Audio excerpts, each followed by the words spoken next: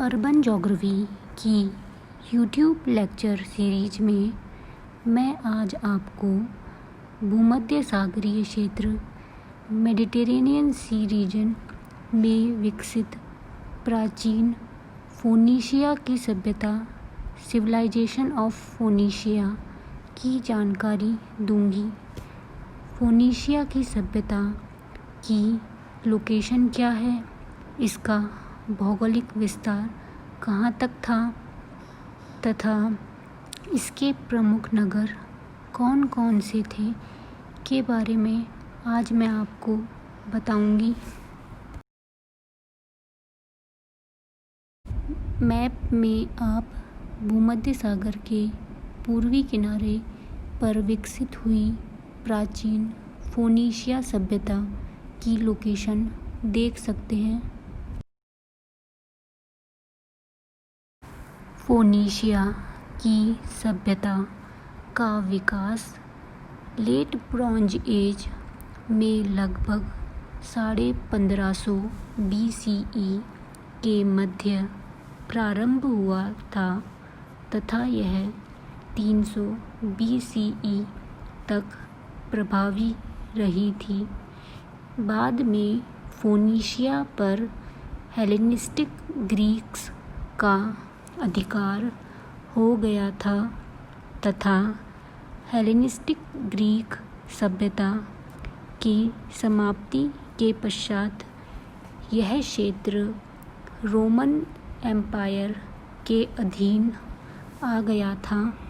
Phoenicia की सभ्यता का विकास भूमध्य सागर मेडिटेरेनियन सी के पूर्वी तटवर्ती क्षेत्र में हुआ था। यह क्षेत्र लेवेंट के नाम से जाना जाता है। लेवेंट में पूर्वी भूमध्य सागर के किनारे तथा आसपास के द्वीपों को सम्मिलित किया जाता है। लेवेंट में modern day Israel, Lebanon, Syria के कुछ तटवर्ती हिस्से तथा जॉर्डन के कुछ पश्चिमी क्षेत्र सम्मिलित हैं। इस प्रकार प्राचीन कालीन फोनीशिया का विस्तार आधुनिक Lebanon, Israel, Palestine, Gaza strip, Syria के कुछ तटवर्ती क्षेत्र विशेषकर अरवाड व आसपास के क्षेत्र तक था। बाद के समय में व्यापार की वृद्धि से फोनीशिया की सभ्यता का विस्तार पश्चिमी भूमध्य सागर तक हो गया था। विशेषकर वर्तमान कालीन ट्यूनीशिया का पोर्ट सिटी कार्थेज फोनीशियन सभ्यता के समय बहुत बड़ा व्यापारिक केंद्र एवं नगर था। कार्थेज का महत्व इतना अधिक था कि रोमन एम्पायर को इस पर अधिकार करने के लिए लंबा सैन्य संघर्ष करना पड़ा, जो कि इतिहास में प्यूनिक वॉर्स के नाम से जाना जाता है। उत्तरी अफ्रीका के तटवर्ती क्षेत्र के साथ ही फोनीशियन सभ्यता का विस्तार स्पेन के तटवर्ती क्षेत्र तक भी था तथा वर्तमान स्पेन का कैडिज़ फोनीशियन गैडीज़ नगर ही था। मैप में आप पूर्वी भूमध्य सागरीय फोनीशिया के महत्वपूर्ण नगरों बिब्लोस, टायर, सिडोन, बेरिटस, अरवाड आदि को देख सकते हैं। इनमें बिब्लोस, टायर, सिडोन सबसे प्रारंभिक नगर थे। बेरिटस हालांकि हेलेनिस्टिक टाइम का महत्वपूर्ण नगर था, जो कि वर्तमान कालीन लेबनान की राजधानी बैरूत ही है। फोनीशियंस ने सामुद्रिक शक्ति एवं प्रभाव के महत्व को समझा तथा पश्चिमी भूमध्य सागर के साथ ही अटलांटिक ओशियन होते हुए ब्रिटेन तक ट्रेड रूट्स डेवलप किए। फोनीशियंस वाइन, लकड़ी, ऊनी व सूती वस्त्र, टेराकोटा व आइवरी की वस्तुएं, धातुएं, मेटल्स, लाइमस्टोन, सॉल्ट, ग्लास आदि का व्यापार करते थे। फोनीशियंस के इजिप्ट से गोल्ड, आइबेरियन प्रायद्वीप पेनिनसुला से चांदी, ब्रिटेन से टिन तथा साइप्रस से कॉपर के व्यापार के प्रमाण मिलते हैं। फोनीशियंस समुद्री जीव म्यूरेक्स स्नेल से निर्मित पर्पल कलर डाई के लिए प्रसिद्ध रहे हैं। इस पर्पल डाई का यह दूर दूर तक व्यापार करते थे।